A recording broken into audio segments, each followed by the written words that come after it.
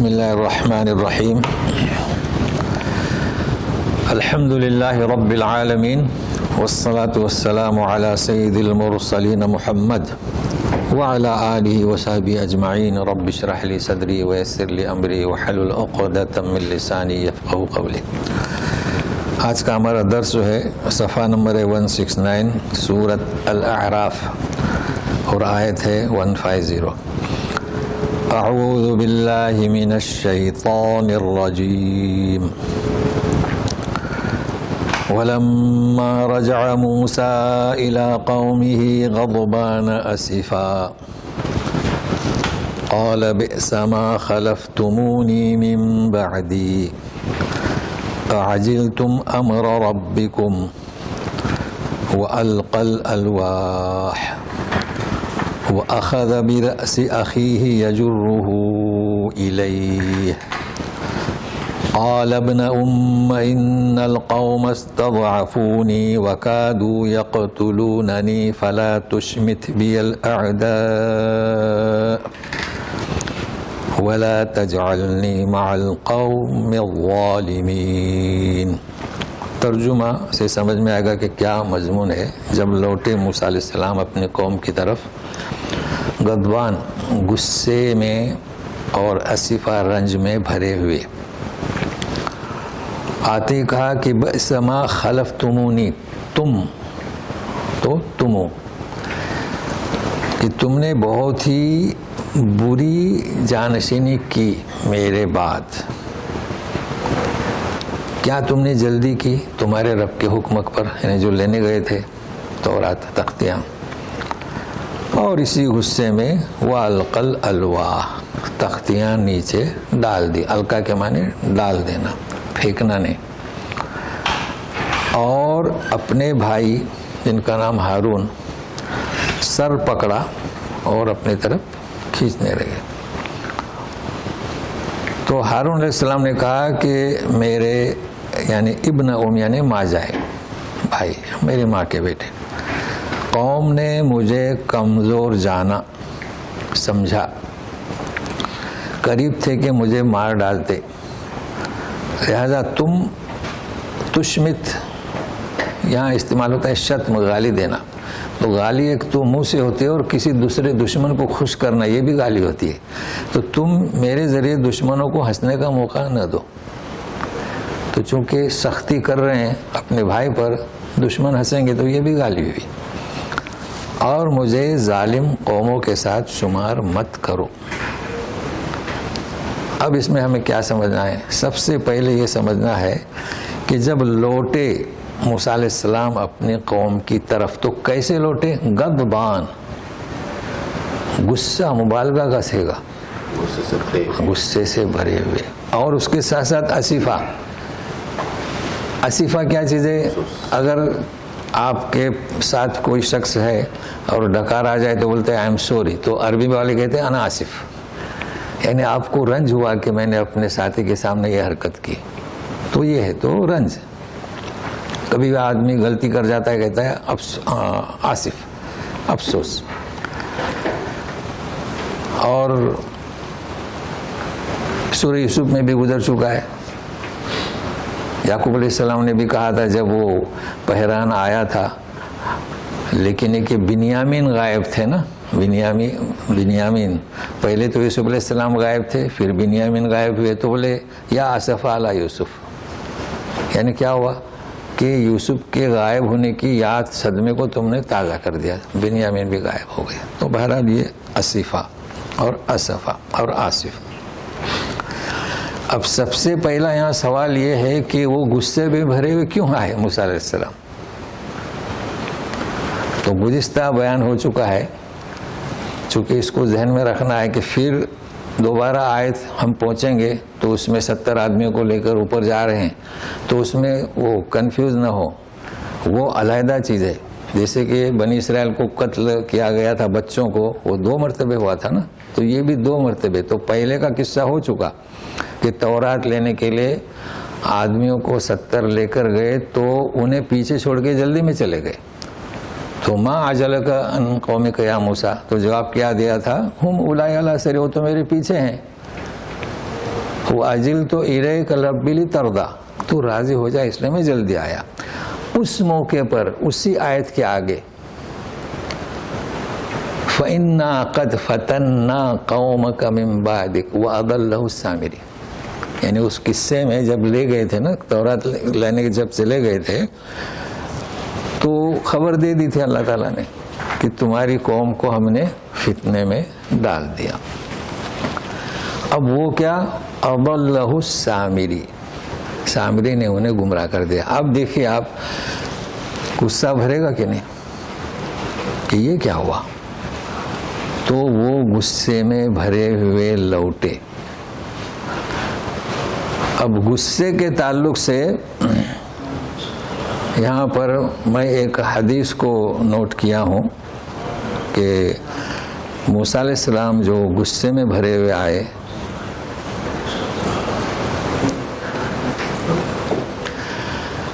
آپ کا مزاج غصے والا کیوں تھا؟ تو آپ سوچ سکتے ہیں نا کہ بنی اسرائیل کو چنگل سے نکال دیا کیا، اور آپ جانتے ہیں کہ ایک دفعہ ٹہل رہے تھے تو دو شخص جھگڑ رہے تھے. فَوَكَزَهُ مُوسَىٰ فَقَضَىٰ عَلَيْهِ، ایک مکہ مارا تو موت کے گھاٹ اتار دیا. تو اب اس سلسلے میں جو میں سمجھانا چاہتا ہوں، حدیث کو کیسے سمجھنا چاہیے. ہمارا تو درس قرآن ہے، ہم حدیث پہ بہت کم محنت کرتے ہیں، تو میں آج 2 حدیث کو لایا ہوں. تو اس غضبان کے تعلق سے، بھائی موسیٰ علیہ السلام غضبان، ان کا مزاج. تو سنیے، بخاری کی حدیث ہے. اب عربی پھر طویل ہو جائے گا تو میں اردو پڑھ رہا ہوں، سنیے غور سے. ابو ہریرہ رضی اللہ تعالیٰ نے بیان کیا کہ اللہ تعالیٰ نے موسیٰ علیہ السلام کے پاس ملک الموت کو بھیجا انسانی شکل میں. تو ملک الموت موسیٰ علیہ السلام کے پاس آئے. کس شکل میں آئے؟ انسانی شکل میں. اور کہا کہ میں تمہاری روح کو قبض کرنا چاہتا ہوں. تو ایک چانٹا مارا، آنکھ پھوٹ گئی. کیونکہ انہوں نے کیا سمجھا؟ وہ غصے میں بھرے ہوئے غضبان، مارا چانٹا. یہ اللہ کی بارگاہ میں واپس آئے. کون؟ فرشتے جو انسانی شکل میں گئے تھے. بولے تو نے جس بندے کے پاس روح قبض کرنے کے لیے بھیجا وہ تو مرنا ہی نہیں چاہتا، دیکھو میری آنکھ پھوڑ دی. تو اللہ تعالیٰ نے آنکھ اچھی کر دی. پھر کہا کہ جاؤ، دوبارہ جاؤ. اب وہ دوبارہ آئے، دیکھ رہے ہیں تو وہی شخص ہے مگر آنکھ صحیح ہے. تو ظاہر ہے کہ آدمی تھوڑا پریشان تو ہوگا نا. تو آئے اور کہا کہ اللہ تعالیٰ کہتے ہیں اے موسیٰ کہ تم کسی بیل کے وہ بالوں پر ہاتھ رکھو. جتنے بال آئیں گے ہر بال کے بدلے 1 سال کی عمر. اب یہ نرم کیوں ہوئے؟ پہلے انسانی شکل، آنکھ پھوٹ گئی تھی، پھر وہی آئے تو اب وہ سمجھ گئے کہ یہ فرشتہ ہیں. تو انہوں نے کہا کہ ٹھیک ہے، اس کے بعد کیا؟ یعنی ہاتھ رکھوں گا اور اس کے بعد کیا؟ تو بولے موت. صحیح، ہر دفعے تو تھوڑی ہی رخصت ملے گی موت. تو بولے پھر ابھی سے ہی کیا؟ اب دیکھو، تو یہاں پر جو بیان کیا جا رہا ہے نا کہ موسیٰ علیہ السلام کا غضبان، اب یہاں جو بتانا ہے، یہ تو حدیث تو پڑھتے ہیں، فضائل اعمال میں بھی پڑھتے ہیں، مگر احادیث کو بھی اسی طرح سمجھنا ہے. تو ابھی حدیث کو کمپلیٹ کرتے ہیں. تو بولے ابھی سے یہ، مگر یہ کہ مجھے بیت المقدس جیسی کیا وہ پاک سرزمین کے قریب کر دو، وہاں قریب کر دو مجھے. تو اس پر نبی کریم صلی اللہ علیہ وسلم نے فرمایا کہ میں اگر وہاں ہوتا تو بتا دیتا کہ سرخ پتھر کے پاس ہے، یعنی اتنا قریب کر دو کہ وہاں سے کوئی پتھر مارے تو اقصیٰ تک پہنچ جائے.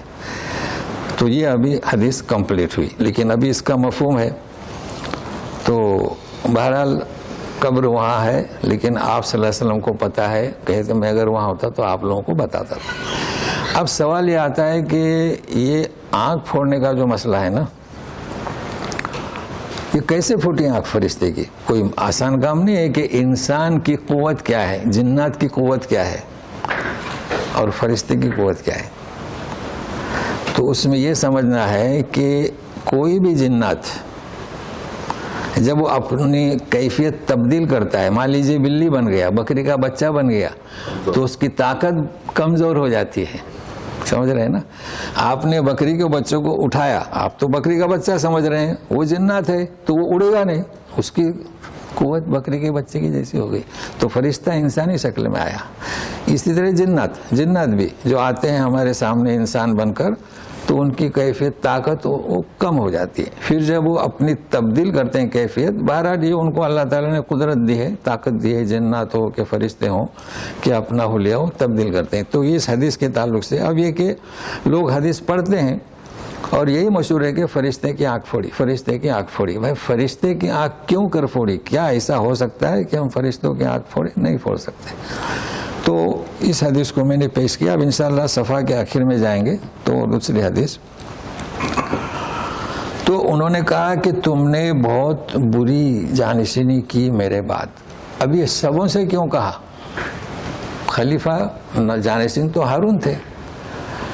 ہمیشہ جانشین ایک ہوتا ہے مگر اس کا تعاون کرنے والے ہوتے ہیں، حواریین، ساتھی، جسے ہم کہتے ہیں صحابہ. اسی لیے ان لوگوں سے کہا تم کیسے برے لوگ ہو، ہر جگہ ذمہ دار ہوتے ہیں. پھر یوں کہا کہ میں تو کتاب لینے گیا تھا اور تم نے اجلت کی. تختیاں ڈال دی، پھینکی نہیں. بھائی پھینک کیسے سکتے ہیں تختیوں کو؟ اب یہ تفسیر والوں کو تو کچھ کام نہیں. پھینک دی. والقی عصاک، عصا ڈالو. تو عصا کیا پھینکا تھا؟ عصا ڈالنا اور پھینکنا میں بہت فرق ہے نا. وَضْرِبْ بِعَصَاكَ الْبَحْرَ، حجر. تو وَضْرِبْ، القا اور پھینکنا بہت فرق ہے. پھینکنا بولو تو ڈسٹ بن میں پھینک دو، اسے واپس نہیں اٹھانا ہے. تو تختیاں ڈال دی، لیکن فرق ہے، غصے میں تھے تو تھوڑا اس طریقے سے رکھی نہیں بلکہ ڈال دی. ہر انسان غصے میں ہوتا ہے تو ایک آسا رکھ دے، اور کبھی یہ آواز آیا نا تو غصے میں اگر آپ رکھ دو پیالی تو آواز آتا ہے. تو اب لوگوں نے کہا کہ وہ ٹوٹ گئیں، یہ نہیں ٹوٹی نہیں تھی. اچھا. اور اخذ برأس اخی، رأس، اپنے بھائی کا سر پکڑا اور اپنی طرف کھینچا. اب یہ تو آپ لوگوں کو عادت ہو چکی ہے. آپ سورہ طٰہٰ میں جائیں گے، وہاں پر ہے لا تأخذ بلحیتی ولا برأسی. تو سر بھی پکڑا اور داڑھی بھی پکڑی. تو یہ مجمل ہے، وہ مفصل ہے. پھر یوں کہا کہ اے ابن ام، چونکہ دیکھیے باپ بھی ہے دونوں کا ایک، ماں بھی ایک، لیکن ماں کا واسطہ پیار، یعنی ماں کے بیٹے، پیارا انداز ہے، اس وجہ سے انہوں نے کہا. نہیں تو میرے بھائی بھی کہہ سکتے تھے. تو ماں کا واسطہ دے کر، یعنی وہ اس وقت بے بس تھے کہ ان کی کوئی خطا نہیں تھی، اس لیے کہا کہ میری ماں جائے، ماں کے بیٹے یا مازاد بھائی. قوم نے مجھے کمزور سمجھا اور قریب تھے کہ مجھے مار ڈالتے. اب دیکھو کیا کر سکتے ہیں یہ. اس لیے مجھ پر سختی کر کے دشمنوں کو ہنسنے کا موقع مت دو. تشمت، شتم، گالی. تو گالی دو ہوتی ہے، یہ بھی گالی بھی. آپ اپنے بچے کو دوسروں کے سامنے ذلیل کرو، یہ بھی گالی سے کیا کم ہے. ہاں. اور مجھے ظالم میں میرا شمار نہ کر. کیوں ظالموں میں شمار نہ کر؟ پہلی بات یہ کہ میں نے قوم کو یہ گوشالہ پرستی کرنے کا حکم نہیں دیا، ایک چیز. دوسرا، میں نے تو شرک نہیں کیا، میں تو انتظار کر رہا ہوں آپ کا آنے کا. تیسرا ہے کہ میں خاموش رہا، تو میری خاموشی اس لیے تھی کہ کہیں مزید فساد نہ بڑھے اور مجھے قتل کر دیتے، اس وجہ سے میں خاموش رہا. تو عذر اپنا پیش کر دیا اور عذر معقول تھا. اب موسیٰ علیہ السلام کو یہ معلوم نہیں، ان کا مزاج بھی، تو وہ غصہ ہو گئے. اب سنیے، جب یہ چیز واضح ہوئی کہ ہارون علیہ السلام کی کوئی خطا نہیں ہے تو پھر انہوں نے دعا کرنا شروع کر دی. تو سنیے، قال رب اغفر لی ولی اخی، وَأَدْخِلْنَا فِي رَحْمَتِكَ وَأَنْتَ أَرْحَمُ الرَّاحِمِينَ۔ اے میرے رب، ربی یعنی ربی میری مغفرت کر دے، اور ولی اخی بھائی کی بھی خاص ذکر کیا۔ اگر یوں کہتے کہ ربنا اغفر لنا، مگر ایک ذکر کرنا بھائی کا کہ وہ واقعی معذور ہے، اور اب کہہ رہے ہیں وادخلنا کہ ہم دونوں کو اپنی رحمت میں داخل کر، تو ارحم الراحمین ہے۔ ابھی ارحم ہے نا سب سے زیادہ، اس میں تفضیل کا صیغہ ہے، تو ارحم تو شاید کوئی نام نہیں رکھتا، لیکن اسی وزن پہ نام رکھتے ہیں۔ امجد دیکھو رکھتے ہیں نا، بہت ہی بزرگ، اسجد، اکرم۔ تو وہ آج کل مسئلہ یہ ہو گیا ہے کہ وہ نام رکھتے ہیں اور تلفظ نہیں کر پاتے، تو یہ اس وزن پر ہے، ارحم سب سے زیادہ رحم کرنے والا، اکرم، اسجد اور بھی ہیں، امجد، تو ایسے نام رکھنا جائز ہے، لیکن ارحم تو کوئی نہیں رکھتا ہے۔ اب یہ فیصلہ آ گیا کہ جنہوں نے گوسالہ پرستی کی، ان الذین اتخذوا العجل سینالہم غضب من ربہم وذلۃ فی الحیاۃ الدنیا وَكَذَلِكَ نَجْزِي الْمُفْتَرِينَ۔ جنہوں نے گوسالہ پرستی اختیار کی، سَيَنَالُهُمْ غَضَبٌ، ضرور پائیں گے، سَيَنَا سوف نہیں ہے، سَيَنَالُهُمْ غَضَبٌ مِّن رَبِّهِمْ۔ تو یہاں یاد رکھیں ابھی یہ سین، پھر ابھی آئے گا بغیر سین کے، تو پھر اس وقت بتائیں گے سوفہ کے ساتھ، تو تینوں معنی واضح ہو جائیں گے۔ تو جہاں س آئے ضرور پائیں گے، اگر سین نہیں ہوتا تو ینالہم حصہ پائیں گے، اور اگر سوفہ ینالہم جلد پائیں گے، مگر اس کو دلیل کے ساتھ آگے جب دو چیزیں ایک ساتھ آئیں گی انشاءاللہ آج کے درس میں، تو وہ ضرور پائیں گے غصہ ان کے رب کی جانب سے ایک، اور رسوائی دنیاوی زندگی میں۔ اور یہی طریقہ ہے ہمارا، جو بہتان باندھتے ہیں، افطرا پرازی کرتے ہیں، تو یہاں انہوں نے یہی کام کیا نا، تراشا کے گوسالے کو معبود بنایا، سزا دیتے ہیں۔ تو ابھی غضب اور ذلت کیا ہے؟ غضب یہ ہے کہ اللہ تعالیٰ کا غضب، جب ابھی ان کو حکم ہوا کہ قتل، آپس میں ایک دوسرے کو قتل کریں، یہ غضب ہوا، مگر یہ غضب آنے سے پہلے ذلت، کیونکہ کچھ لوگ شامل نہیں تھے، اب موسیٰ علیہ السلام بھی آنے کے بعد یہ لوگ ہیں، تو یہ بھی تو ذلت ہوئی نا کہ جنہوں نے گوسالہ پرستی اختیار کی۔ لیکن اس کے ساتھ ساتھ اللہ تبارک تعالیٰ کے عدل ہے، انصاف ہے، ساروں کو ایک ساتھ نہیں کھینچتے ہیں نا۔ کیا فرماتے ہیں سنیے، والذین عملوا السیئات ثم تابوا من بعدها وآمنوا ان ربک من بعدها لغفور رحیم۔ جنہوں نے برے اعمال کیے پھر توبہ کی اس کے بعد، دیکھو سیئات کا لفظ آیا ہے۔ سیئات آپ سمجھتے ہیں، سیئات ان الحسنات یذہبن السیئات، سیئات کوئی بھی برائی ہو تو توبہ کرنے کی بھی ضرورت نہیں، حسنات انہیں مٹا دیتی ہیں۔ مگر یہ کہ انہوں نے توبہ کی، یہاں جو برائیاں تھیں وہ سخت تھیں، بڑی تھیں، تو کہتے ہیں کہ جنہوں نے سیئات کیے پھر رجوع ہوئے اللہ کی طرف، پھر ایمان لائے، تو تیرا رب اس کے بعد لغفور رحیم، مغفرت کرتا ہے اور رحم کرنے والا ہے۔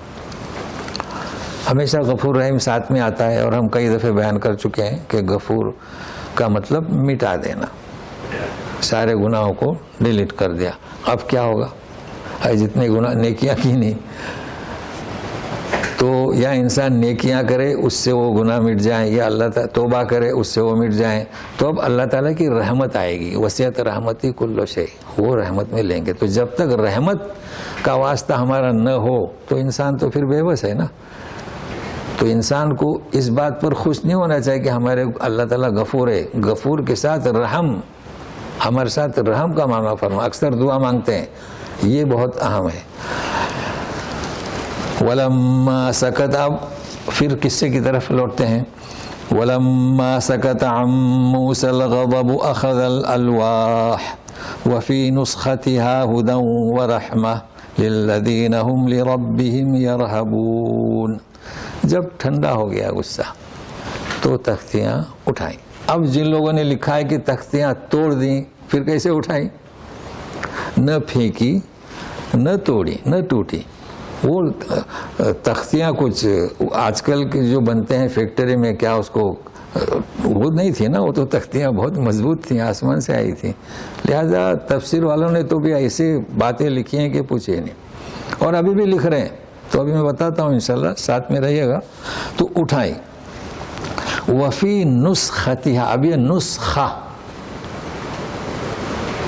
اس کے پہلے پڑھ چکے ہیں. ما ننسخ من آیت او ننسیہا نأتی بخیر منہا او مثلہا.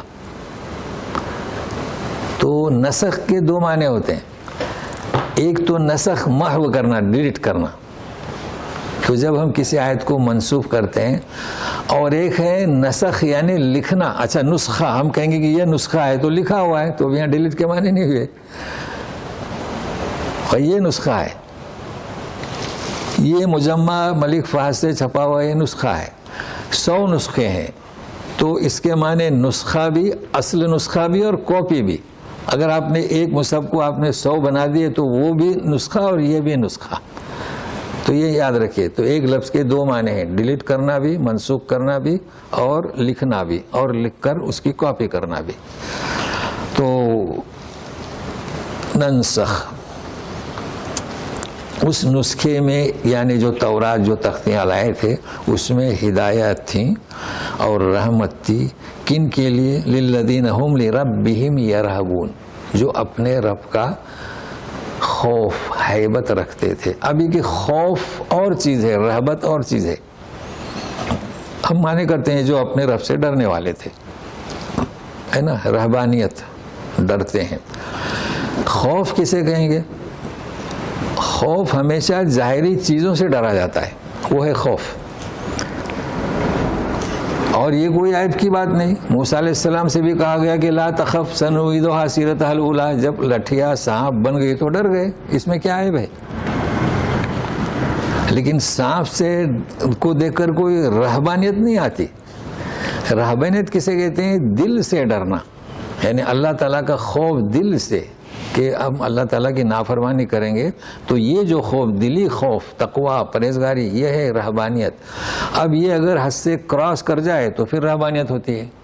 باقی رہب کچھ غلط نہیں ہے بھائی, اللہ کا ہم رہبانیت ہے, ہم نمازیں پڑھتے ہیں, صدقہ دیتے ہیں, زکوٰۃ دیتے ہیں, لیکن اب اس میں بدعت کرنے لگ جائیں, رات کو 100 رکعتیں نفل پڑھیں, تو یہ کراس کر گئے.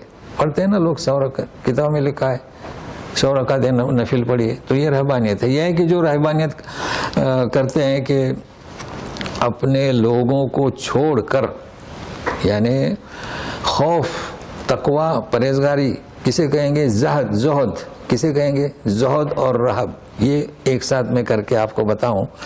زہد اسے کہیں گے, انبیاء کے ساتھ بھی آئے, من الزاہدین, اپنے معاشرے میں, اپنی بیوی بچوں میں, لوگوں میں رہ کر اللہ تعالیٰ کی عبادت کرے. یہ کیا ہے؟ زہد. رہبانیت اپنے معاشرے کو چھوڑ کر جا کے جنگل میں چلا جائے, تو یہ رہبانیت, یہ مبالغہ ہوا. لیکن آپ رہب کے اندر رہیں تو یہ بھی مقبول ہے, جو اللہ تعالیٰ سے ڈرتے ہیں, یعنی زہد کی جیسی کیفیت پیدا کرتے ہیں. تو اسے خیال میں رکھیں. تو رہبانیت کو ابتدا ہوا کیوں کہا گیا؟ اس لیے وہ کراس کر گئے, اپنے میاں بیوی کو چھوڑ کر وہ اللہ کی عبادت کرنا چاہتے تھے, اور اب بھی ہیں.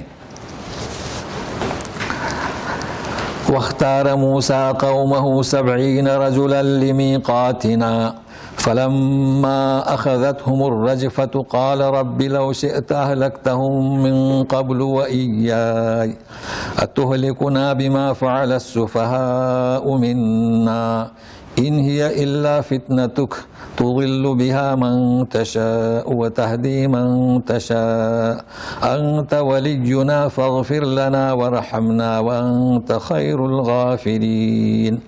اب یہ 70 آدمی وہ نہیں جو تورات لینے گئے تھے,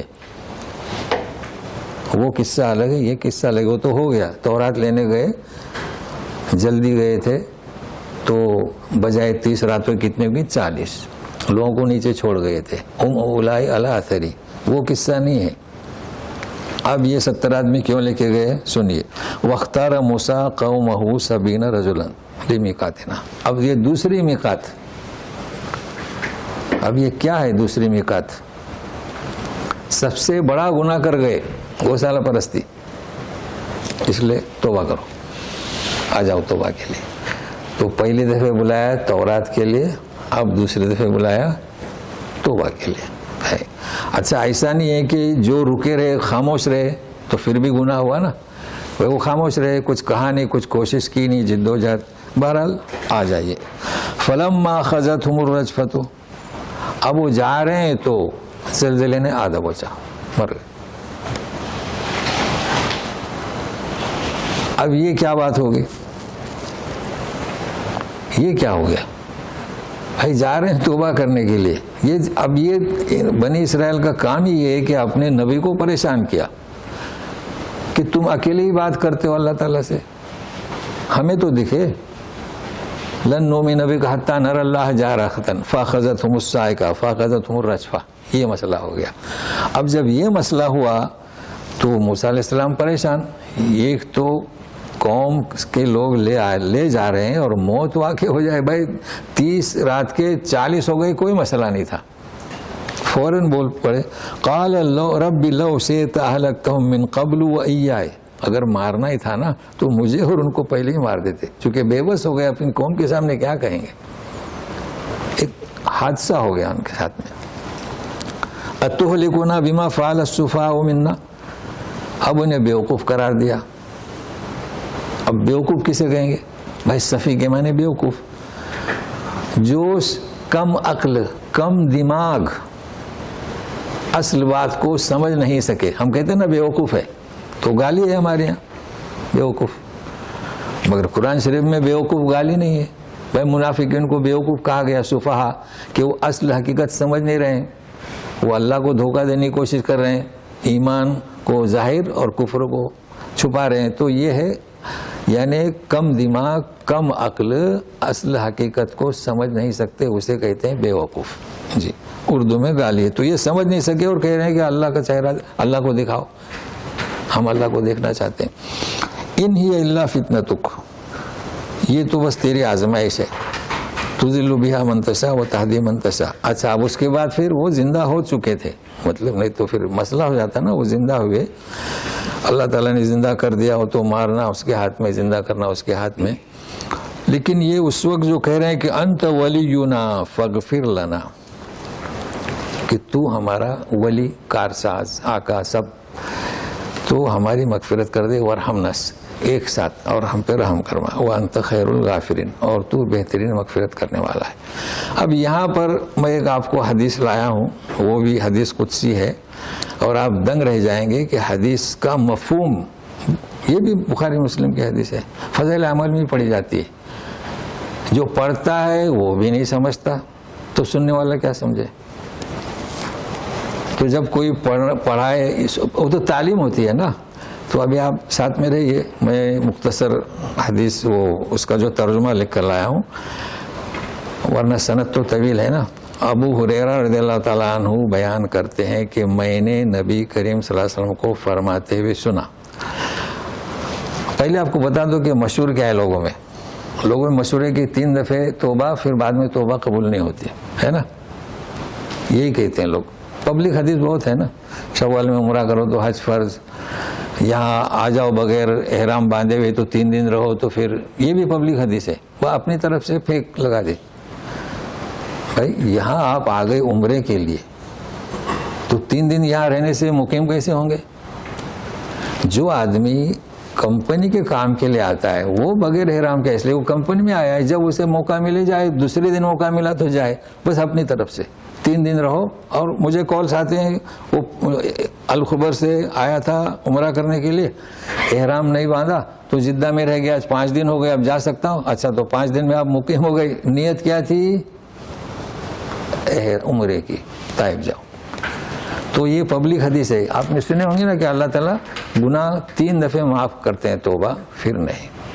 تو یہ کیوں ایسا کہتے ہیں, پبلک کیوں کہتی ہے, وجہ کیا اس کی, یعنی کیا ان کو کون سی کھڑکی کھلی ملی. تو ساتھ میں رہیے. نبی کریم صلی اللہ علیہ وسلم نے فرمایا کہ ایک بندہ گناہ کر بیٹھا. کہا کہ ایک بندے نے گناہ کر لیا, تو کہنے لگا گناہ کرنے کے بعد کیا کہتا ہے, سنیے. اے میرے رب, میں نے گناہ کر لیا, مجھ سے گناہ ہو گیا, مجھے بخش دے. پہلی دفعہ اللہ تعالیٰ کیا کہتے ہیں؟ ابھی سنیے یہ خاص لفظ، اس کا رب کہتا ہے کہ میرے بندے کو علم ہے کہ اس کا رب ہے. یہ اہم نقطہ ہے. ایک تو اس نے معافی مانگی، گناہ کیا، مگر یہ کہ اس کا رب، اس کے اللہ تعالیٰ کہتے ہیں کہ اس کے علم ہے کہ اس کا رب ہے جو گناہ بخشتا ہے اور اس پر مواخذہ بھی کرتا ہے. میں نے اپنے بندے کو معاف کر دیا. تو خاص نقطہ کیا ہو گیا؟ گناہوں کو نہیں دیکھا جائے گا، وہ جانتا ہے اللہ، وہ جانتا ہے کہ رب ہے. کیونکہ اللہ تعالیٰ فرماتے ہیں کہ زمین آسمان تک بھی اگر گناہ بھر کے لے آئے لیکن شرک نہ کرے تو ولا ولی، مجھے کوئی فکر نہیں، میں معاف کر دوں گا. تو لوگ کی توجہ کیا، ارے گناہ کیا؟ نہیں، گناہ نہیں، وہ جانتا ہے کہ اس کا رب ہے. یہ میں سمجھانا چاہتا ہوں. اچھا سنیے، پھر جتنا اللہ نے چاہا وہ بندہ رکا رہا، پھر گناہ کر بیٹھا دوبارہ. دیکھیں، اس نے گناہ ہو گیا تو اس نے کہا میرے رب، میں نے گناہ کر لیا، مجھے معاف کر دے. اللہ تعالیٰ کیا فرماتے ہیں؟ میرے بندے کو علم ہے کہ اس کا کوئی رب ہے جو گناہوں کو بخشتا ہے اور سزا بھی دیتا ہے. میں نے اس کو معاف کر دیا. ہو گیا. کیوں معاف کر دیا؟ اس کا کوئی رب ہے، اس کا یہ عقیدہ ہے. پھر جتنا چاہا وہ گناہوں سے رکا رہا، پھر تیسری بار گناہ کر بیٹھا. اب سنیے گا، بندہ کہتا ہے کہ میرے رب میں گناہ کر بیٹھا، تیسری مرتبہ مجھے بخش دے. اللہ کہتا ہے میرے بندے کو علم ہے کہ اس کا کوئی رب ہے جو بخش دیتا ہے اور اس کو سزا بھی دیتا ہے. فَلْيَعْمَلْ مَا شَاءَ ثَلَاثَ، پہلے ثلاثہ پھر فَلْيَعْمَلْ مَا شَاءَ. یعنی کیا ہے؟ اب سنیے، یہاں پر اس کا کوئی رب ہے جو اس کو بخش دیتا ہے، میں نے اس کو معاف کر دیا. ثلاثہ فَلْيَعْمَلْ مَا شَاءَ. اب کیا؟ فضائل اعمال میں پڑھی جاتی ہے حدیث، کیا سمجھے یہ کیا ثلاثہ؟ اب جب تعلیم دینے والا ہی نہ سمجھے، بھائی جس طریقے سے قرآن کی آیت جو ہے تحقیق ہوتی، احادیث کے کلمات میں بھی تحقیق ہونی چاہیے. کیا ثلاثہ؟ بھائی ایک حدیث ہے، نبی کریم صلی اللہ علیہ وسلم نے فرمایا کہ آمین ثلاثہ، تو کیا 3 دفعہ آمین کہی؟ تو سنیے یہ خاص نقطہ، اللہ تعالیٰ جب وہ تیسری دفعہ اس نے توبہ کی تو اللہ تعالیٰ نے فرمایا غفرت لہو، غفرت لہو، غفرت لہو. یہ فرمایا. کہاں پہنچ گئی ہم پبلک، کہاں پہنچی؟ کتنا فرق ہوا. تو اللہ تعالیٰ کا ہم پر یہ کرم ہے، لیکن ہم نے تحقیق کرنا چھوڑ دی. پڑھتے ہیں، یقین مانیے کہ پڑھنے والا خود ہی نہیں سمجھتا، اور تو سامعین کیا سمجھے، تو ایسے لوگوں کو ہم کیا کہیں گے؟ مسکین. یہاں کے اس میں مسکین بیچارے بھولے بھالے لوگ ہیں، پڑھتے ہیں. تو اس حدیث کو میں نے نوٹ کیا تھا، آپ کو یہ حدیث ملے گی، لیکن اس کا مفہوم آپ سمجھ گئے. تو اب آگے چلتے ہیں. تو کہنے کا مقصد ہے کہ اللہ تعالیٰ غفور ہے، بندے کو ناراض مت کرو. کیوں اس کو ناراض کرتے ہو کہ تم اس نے یقین کیا کہ اس کا رب ہے، توبہ کیا، اللہ نے معاف کر دیا، وہ کام کر رہا ہے، پھر اچانک غلطی ہو گئی تو اسے پتا ہے کہ رب ہے، وہ بھاگا رب سے. وہ میں تو 3 دفعہ گناہ کیا، اب میری توبہ نہیں ہوگی، وہ بھاگ جائے گا. تو نہیں، اس کو یقین ہے کہ رب ہے. یہ یقین جو ہے رب ہے، بس یہ اس میں اہم نقطہ ہے. اور 3 سے مراد 3 دفعہ، جب تیسری دفعہ اس نے گناہ کر بیٹھا تو اللہ تعالیٰ نے کہا کہ معاف کر دیا، معاف کر دیا، معاف کر دیا. اچھا، اب ہم عود کرتے ہیں. موسیٰ علیہ السلام فرماتے ہیں کہ وَاكْتُبْ لَنَا فِي هَذِهِ الدُّنْيَا حَسَنَةً وَفِي الْآخِرَةِ إِنَّا هُدْنَا إِلَيْكَ. ہم کیا کہتے ہیں؟ ربنا آتنا فی الدنیا حسنہ وفی الآخرۃ حسنہ وقنا عذاب النار. اور اس طریقے سے بھی ہے. تو مطلب یہ ہے کہ ہمارے لیے اس دنیا میں بھی بھلائی لکھ دیا اور آخرت میں بھی. انا ہدنا الیک. آپ کو یاد ہے میں بتایا تھا یہود بنی اسرائیل، تو یعقوب کا نام کیا؟ اسرائیل. پھر ان کے اولاد سے بنی اسرائیل، پھر یہودی بتایا تھا. اور ان الذین ہادوا، دیکھو ان الذین آمنوا والذین ہادوا، لیکن اس وقت تو صرف ریفرنس دیا تھا، اب آپ کے سامنے ہے، اب یاد رہے گا. بھائی اسرائیل تو یعقوب علیہ السلام ہے، بنی اسرائیل چونکہ یعقوب وہ اسحاق ہے نا، اچھا اولاد، اسماعیلیوں کو تو ان کا وہ تو اسماعیلی ہیں. یہودی کیوں کہتے ہیں؟ تو یہودی ہودا نام کا شخص اس نے تجدید کی، جیسے کہ محمد بن عبد الوہاب. پھر ان الذین ہادوا یہودنا، ہم رائے ہدایت پر آ گئے تو یہود اس لفظ سے ہادو، ان الذین ہادو، ان الذین ہادو، گوسالہ پرستی سے بچ گئے. تو یہ آپ ذہن میں رکھے گا. اب آگے چلتے ہیں. قال عذابی اصیب بہ من اشاء. اچھا آیت ہم نے آدھی پڑھی ہے، پوری پڑھ لیتے ہیں. وَاكْتُبْ لَنَا فِي هَذِهِ الدُّنْيَا حَسَنَةً وَفِي الْآخِرَةِ إِنَّا هُدْنَا إِلَيْكَ قَالَ عَذَابِي أُصِيبُ بِهِ مَنْ أَشَاءُ وَرَحْمَتِي وَسِعَتْ كُلَّ شَيْءٍ فَسَأَكْتُبُهَا لِلَّذِينَ يَتَّقُونَ وَيُؤْتُونَ الزَّكَاةَ وَالَّذِينَ هُمْ بِآيَاتِنَا يُؤْمِنُونَ. اب یہاں لفظ آیا فَسَأَكْتُبُهَا اور اصیبو بغیر سن کے اور سین کے، تو اس کے ساتھ سوف کے. اب سنیے، بھلائی لکھ دیں اور ہم راہ ہدایت پر، انا ہدنا الیک، ہدایت کا راستہ آپ کی طرف ہم آ گئے. تو اس سے وہ ہادو کہلائے جانور کے. اب قال عذابی اصیب بہ من اشاء، میرا عذاب پہنچے گا جسے میں چاہوں. تو اصیبو اکتبو ہے نا، استغفرو معنی کیا؟ نارمل ہوں گے، میں مغفرت طلب کروں گا، میں لکھوں گا، میں عذاب پہنچاؤں گا. مگر ابھی سنیے، وَرَحْمَتِي وَسِعَتْ كُلَّ شَيْءٍ، اور میری رحمت ہر چیز پر پھیلی ہوئی ہے. فَسَأَكْتُبُهَا، ابھی سین آیا، اکتبوہا نہیں بھائی، عذاب کی شکل تفریح کی شب میں پہنچاؤں گا جنہیں چاہوں گا. لیکن جہاں رحمت کا ذکر آیا فَسَأَكْتُبُهَا، ضرور لکھوں گا. تو سین نے کیا کر دیا؟ ضرور کر دیا. ضرور کن لوگوں کے لیے؟ جو پرہیزگار ہیں اور جو زکوٰۃ دیتے ہیں اور جو ہماری آیتوں پر یقین رکھتے ہیں. تو ضرور سے مراد کیا؟ جو ان کیفیات کو اختیار کرے، ان صفات کو، اس کے لیے. ٹھیک ہے. اچھا اب سوف، تو اب آپ کو اچھی طرح یاد رہے گا کہ سوف میں کیا فرق ہے. تو میں آپ کو دو آیتیں بتاتا ہوں.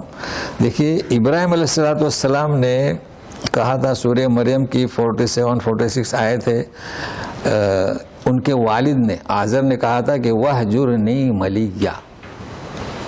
اس کے جواب میں ابراہیم علیہ السلام نے کیا کہا تھا؟ یہ نوٹ کر لیں دو آیتیں اب جو میں بتا رہا ہوں. تو آپ کو س اور سوف اور بغیر س کے، انہوں نے کہا تھا کہ سلام علیک ساستغفر لک ربی، سلام علیک ساستغفر لک ربی. کیا وہاں استغفار کریں گے؟ نہیں. میں نے کہا تھا نا قریب، وہ تو مجہول کی طرف ہجرت کر رہے تھے، اس لیے کہا کہ ضرور. اب اس مسئلے کو ہم نہیں چھیڑ رہے ہیں چونکہ ان کو پتہ نہیں تھا، بعد میں بند کر دیا، وہ مسئلہ نہیں، صرف ہم سین کا گرامر. تو کیوں انہوں نے سین کہا؟ لیکن اس کے مقابلے میں یعقوب علیہ السلام نے سین نہیں کہا. تو سنیے گا، آپ جائیے سورہ یوسف میں آیت نمبر 98، پورا قصہ ہے. جب آئے پیرہن لے کر اور جب پتہ چلا کہ ہم گنہگار ہیں، یا ابانا استغفر لنا، ہمارے لیے معافی چاہو اللہ سے. تو کیا جواب دیا تھا؟ سوف استغفر لکم ربی. کیا کہا تھا؟ سوف استغفر لکم ربی. س نہیں، جلد جلد تہجد میں. اب آپ پوچھیں گے کہ اس وقت کیوں نہیں تہجد کچھ دیر نہیں ہے نا. تو ترجمہ آپ کو ملے گا ان قریب. ان قریب تو یہ فارسی ترجمہ ہوا، آپ جلد بھی کر سکتے ہیں، جلد ہی رات آنے پر. تو اب واضح ہوا نا، میں نے کہا تھا نا کہ مثالوں سے اچھی طرح سمجھ میں آتا ہے. تو بغیر سین کے میں آؤں گا، بغیر سین کے، سین کے میں ضرور آؤں گا، سوف جلد. اور یہ دو مثالیں، ابراہیم علیہ السلام نے کیا کہا تھا؟ س، یعقوب علیہ السلام نے سوف. تو تو آج کے درس میں 2 آ گئے اور یہ 2 آیتیں آپ نوٹ کر لیں. یؤتون الزکات والذین هم بآیاتنا یؤمنون. بہرحال جو زکوٰۃ دیتے ہیں اہتمام کرتے ہیں ان کے لیے میں ضرور، یعنی اللہ تعالیٰ فرما رہے ہیں کہ ضرور تو اس کے لیے تو وقت لگے گا نا. اچھا اب یہ آیت جو ہے آپ سنتے رہیے. بہرحال ابھی قصہ موسیٰ علیہ السلام کا جاری ہے لیکن درمیان میں یہ بات آئی ہے تو ہم کوشش کرتے ہیں تو پھر وہی قصہ موسیٰ علیہ السلام کا چلے گا.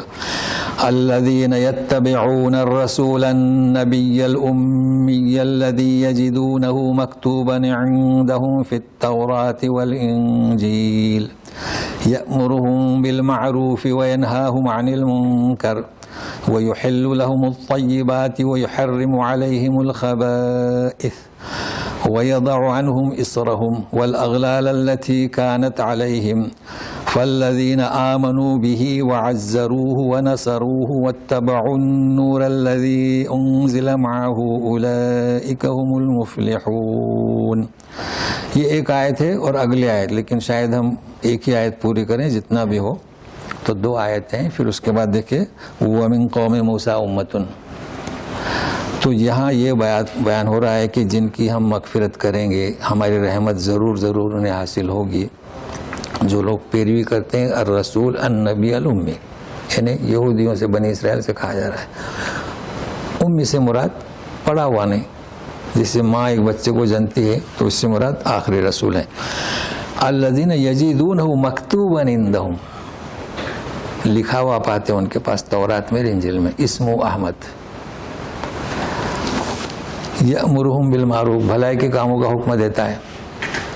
شریعت نے جسے پسندیدہ کیا ہے ایسے کاموں کا، اور منکر سے روکتا ہے. جانتے ہیں جو ناپسندیدہ کام ہے اس سے منع کرتا ہے. تو جو پہلے انبیاء کرتے آئے تھے وہی کر رہا ہے. وَيَضَعُ عَنْهُمْ إِصْرَهُمْ وَالْأَغْلَالَ، بوجھ دور کرتا ہے.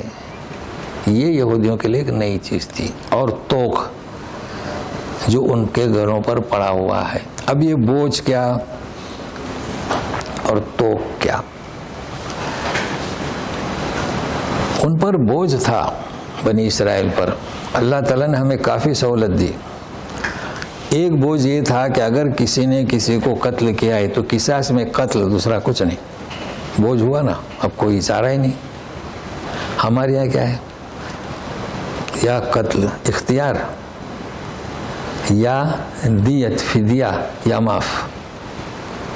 اگر وہ کہتے کہ معاف کر دیا، ہوتا ہے ایسا، چلو وہ تو اس کی خطا ہوئی، موت وقت پر ہوئی، اب اس سے کیا پیسہ لیں اپنے بچے کا یا اپنے وارث کا. لوگ ایسے بھی ہیں، معاف کر دیا. بنی اسرائیل میں یہ چیز نہیں تھی. تو یہ ہے وہ. اور کئی پابندیاں تھیں. جیسے اب یہ سمجھ میں اس لیے نہیں آئے گا توپ کیا تھا. ابھی ہم تو یہ توپ پہنتے ہیں نا، یہ توپ ہم پہنتے ہیں اور ہم یوں سمجھتے ہیں، اس خوش فہمی میں رہتے ہیں کہ سنت نبوی ہے اور پینٹ اور کوٹ حرام ہے، ایسا سمجھتے ہیں. جبکہ یہ توپ بھی وہ توپ نہیں ہے. توپ کون سا؟ کچھ افریقن آتے ہیں، وہ ڈالتے ہیں پورا ٹاکا اور خالی یہاں کٹا ہوا رہتا ہے جیسے کفن کو. یہ ہے توپ. تو سمجھ میں آئے گا، نہیں تو یہ تو سمجھ میں نہیں آئے گا. تو اس وقت ایسا تھا کہ اگر گندگی لگ گئی، پیشاب قطرہ، تو کاٹ کے پھینک دو. بس یہ تھا پہلے. ابھی اس کو کیسے کاٹیں گے؟ تو کچھ چیزیں سمجھنے کے لیے پیچھے جانا پڑے گا کہ وہ کیسا توپ تھا. تو یہ سختیاں تھیں کہ گندگی لگی تو کاٹ کے پھینک دو، اور یہ کہ قصاص میں کوئی بارات. یہ 2 مثالیں کافی ہیں. اور یہ ان پر بوجھ، تو اللہ کے رسول نے یہ بوجھ ہٹا دیا، دیکھو دور کر دیا. اس لیے کہتے ہیں نا رحمت للعالمین. اچھا، وَيُحِلُّ لَهُمُ الطَّيِّبَاتِ، پاکیزہ چیزوں کو حلال کر دیا. باقی جو منکر تھیں، سور وغیرہ، یہ سب حرام کر دیا. وَيُحَرِّمُ عَلَيْهِمُ الْخَبَائِث، خبیث چیزوں کو، چونکہ وہ شراب پیتے تھے. خنزیر تو آج بھی ان میں عام ہے، حالانکہ تورات والے ہیں.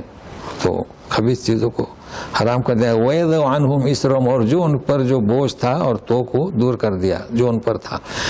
فَالَّذِينَ آمَنُوا بِهِ، جنہوں نے ان پر ایمان لایا. بہت مشہور نام ہے عبداللہ بن سلام نا. چند آپ گنیں گے نا تو 18 سے اوپر نہیں جائیں گے، لیکن تھے، اللہ نے ان کا ذکر کیا ہے. وعزروه ونصروه، یہ عزروه ونصروه ان کی عزت کی اور مدد کی. عزت اور توقیر میں اور مدد میں فرق ہے.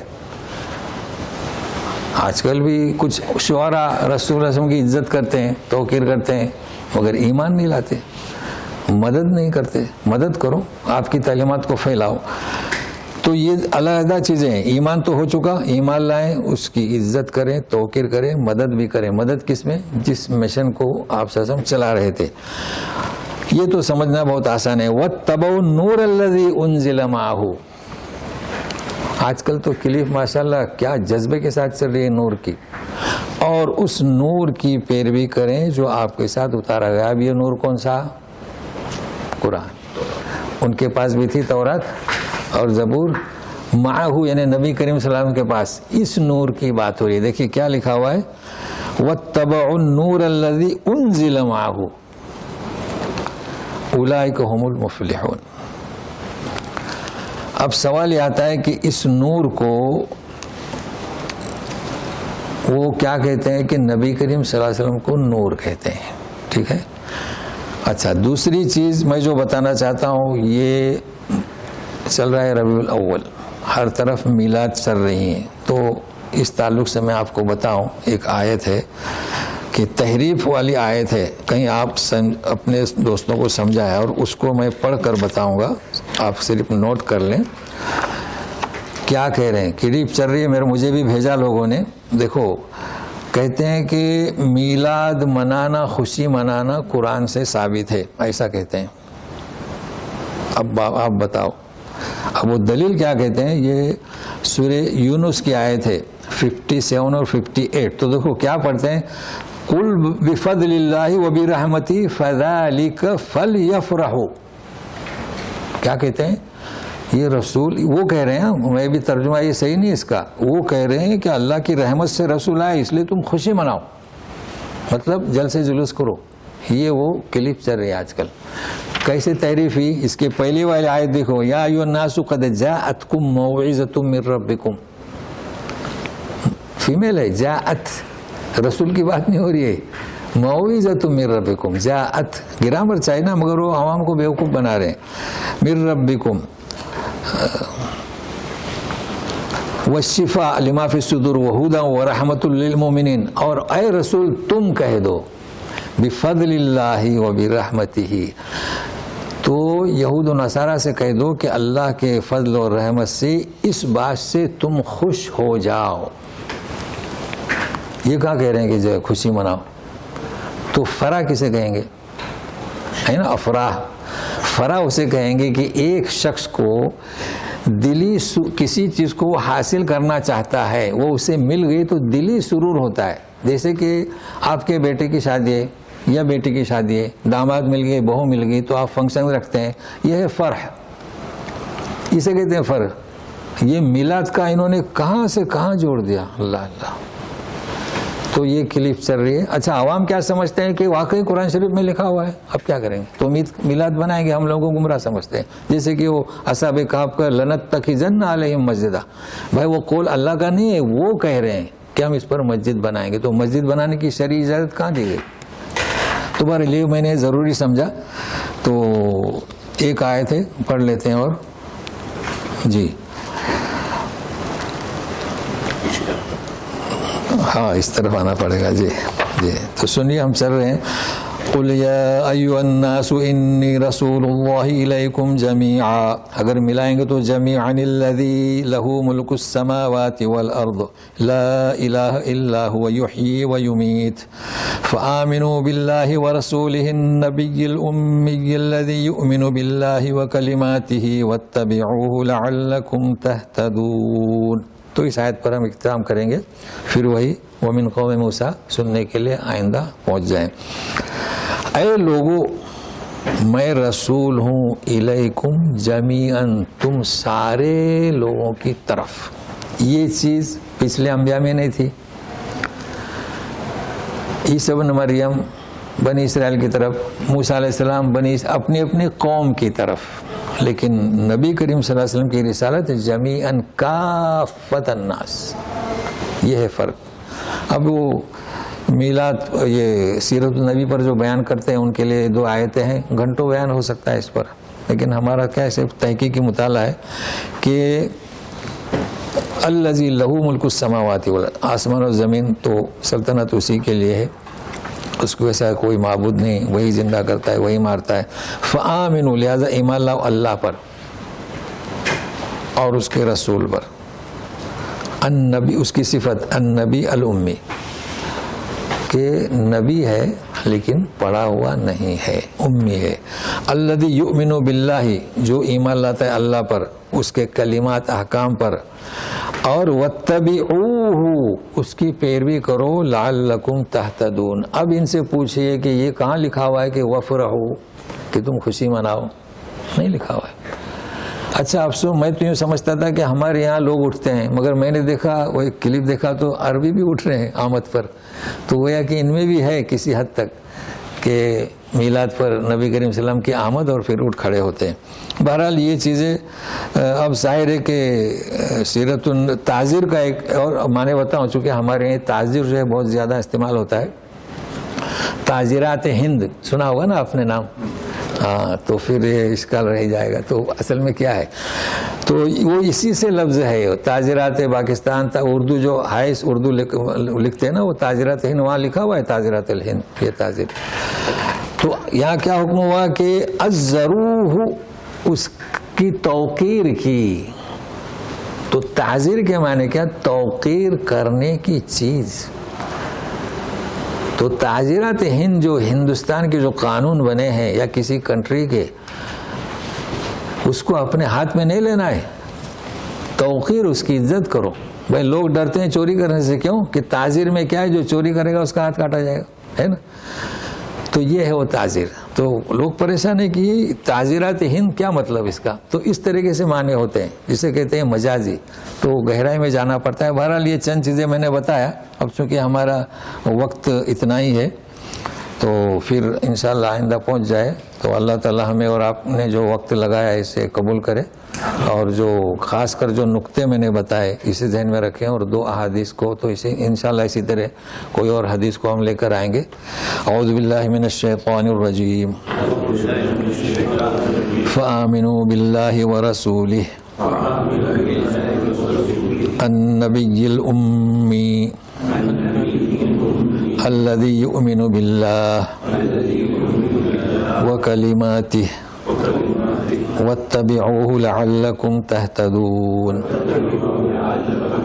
سبحانک اللہم و بحمدک، اشہد ان لا الہ الا انت، استغفرک و اتوب الیک۔ جو جانا چاہتے ہو جا سکتے ہیں۔ جی ہم 70 لوگوں کو لے کے گئے تھے۔ جی 70 لوگوں کو لے کے گئے۔ ہاں جی جی، ان کی قوم میں 70 لوگ ہی تھے اور نہیں بہت سارے۔ پھر 70 لوگوں نے وجہ کیا تھی؟ وہ وجہ نہیں ہے اس کی، کوئی نہیں بتائی لوگوں نے کہ سب 70 ایسا ایک وجہ، یا فیصد کے حساب سے، جو قوم تھے ان کے فیصد کے حساب سے۔ جی نہیں تو پھر وہ 40 کا بھی۔ وعلیکم السلام ورحمۃ اللہ۔ جی کہیے۔ خیر صاحب، ایک سوال تھا، یہ جو آپ نے ایک حدیث بتائی گناہ کے معافی کے حوالے سے، اللہ پاک معاف کرنے پہ 3 دفعہ یا اس سے زیادہ دفعہ قادر ہیں اور وہ معاف کرتے ہیں، اور ایک اور حدیث ہے اسی کے مطابق کہ وہ اگر آپ گناہ نہیں کرو گے، اور قرآن میں بھی ہے غالباً کہ گناہ نہیں کرو گے اور توبہ نہیں کرو گے تو ایسی قوم کو دوسری قوم سے بدل دیا جائے گا۔ اور پھر آپ نے وہ بھی بتایا کہ وہاں پر اللہ پاک کہہ رہے ہیں کہ گناہ کی کوئی ان کے نزدیک حیثیت نہیں ہے، لیکن ان کو یہ خوشی ہوتی ہے کہ ہم یہ جانیں کہ ہاں اللہ کو بندہ جانتا ہے، اور اللہ کو جانتا ہے کہ بھئی وہ اللہ ہر چیز پہ قادر ہے۔ تو اب یہ سمجھ میں نہیں آتا کہ اللہ پاک نے کیا گناہ کرنے پہ خوش ہوتا ہے، کہ ہم اس سے کیا مراد لیں گے؟ اس پہ ذرا توضیح کر دیجیے۔ دیکھیے کیا ہے معلوم ہے، وہ جو آپ نے حدیث پیش کی ہے نا، وہ اس طرح نہیں ہے۔ تو اس کو جیسے کہ یہ لوگ عوام کہتے ہیں نا کہ 3 دفعہ ہی توبہ قبول ہوتی ہے، وہ جو آپ نے جو الفاظ استعمال کیا نا وہ صحیح نہیں۔ میں اس کو آئندہ انشاءاللہ اس میں بھی اسی طریقے طریقے سے اس کو بتاؤں گا، ایسا نہیں. ایک تو جملہ ایسا ہے کل بنی آدم خطاؤن وہ خیر الخطائین التوابون، ایسا ہے وہ الفاظ، یعنی سارے بنی آدم کیا غلطیاں کرنے والے ہیں، بہترین خطا کار کون ہے؟ جو توبہ کرنے والا ہے. تو بہرحال آپ کا سوال ذہن میں ہے انشاءاللہ اسی طریقے سے. اور دوسرا آپ نے کیا کہا سوال؟ وہ تو خیر خاص. جی چلیے کافی ہے نا. سبحانک اللہم و بحمدک اشہد ان لا الہ الا انت استغفرک.